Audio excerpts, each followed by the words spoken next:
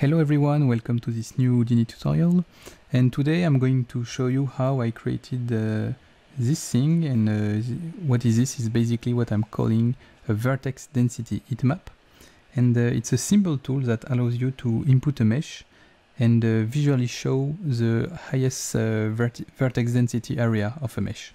So for example here I'm just highlighting the area with the most vertices on this mesh, and I can control how fine I want this result I want. Okay, so I can have a really coarse result, so I can say, okay, this large area of the map is broadly the one with the most vertices, but I can get some really fine result and go really in detail, and for example say, okay, on this mesh those would be the area with the highest concentration of vertices. And it's a really cool tool because I made it when I was in a game company to help other artists optimize their map, and it was based on another tool made by Martin Lutheral, who made this in MaxScript, but it was a 2D tool, so it would give you a top-down image. But I think it would be cool to do it in Houdini to, first of all, learn more of Houdini, but also to have it 3D. So if you have something with multiple floors or really like a 3D environment, it's really nice to know where are the most, area, high density area. And it works with any mesh, so I can just plug in another mesh, for example the Houdini pig, and as you can see we can know that for example the eyes are the highest vertex density areas. And same thing, we can change this grid scan size. This is how I call my my parameters. We will go in detail on about how to do all of those later, but I'm just showing you how it works. And let's try with another mesh, the Houdini squid. As we can see, the highest vertex density area are the legs basically, and the head, which makes sense. And yeah, and it can be used to, as I said, to send to people, or just for you to know how to optimize a mesh, for example. But it's also just a really cool visualization. And if you are not familiar with heat map, let me just show you a bunch of examples. This is usually what we think about when we say heat maps. Heat maps are just a way of visualizing data, but with a color applied basically. And you just have a color ramp and you apply data to it. And we say heat map because usually we use some kind of heat color. So for example, from a cold blue to a warm red yellow for really high density data. And so before we go into Houdini, I just want to point that all of this can be done with Houdini Apprentice, because we won't use any of the capabilities of Houdini FX or Indy, so we won't export to FBX, or we won't.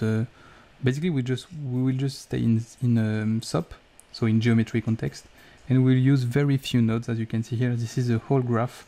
There is a little part here which is just to show the cubes, and I will maybe show it at the end if I have some times. But it's really, not a lot of nodes. And so before we dive into it, I just want to take a few minutes and explain you the theory of how this works and how we will do this.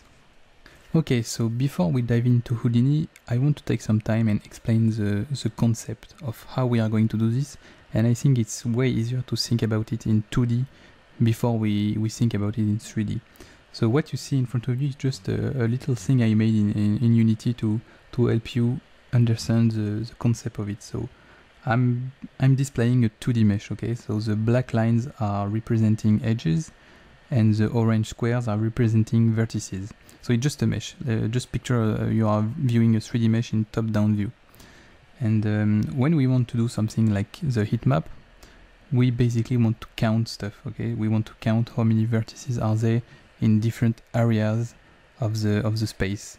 So to do this, the first step would be to separate or divide the space in multiple parts, okay? And to do this, I'm going to create what I call sampling points. So here, if I just do that, I just created a sampling point, okay?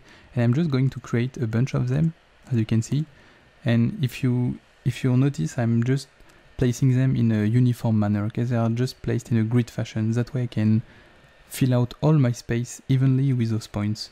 And what's going to happen next is, on each of those points, I'm going to expand and scan around how many vertices I can reach. So each of those points is going to count the vertices, okay? So just look on the bottom right. So if I just expand and scan how many vertices I have, I can count, okay, I have 8 vertices, okay? And I'm going to do this for all of them. So next one will be, let's count, okay, I have 10 vertices. Here I have 5, and I'm going to do this for all of them. So now I have some data I can work with, okay? I know this point has 11 vertices, this point has 5 vertices around, and this is already really cool, but if I want to map this or apply a color ramp, and by color ramp what I mean is basically this thing, okay? It's just a ramp which goes from one color to another color.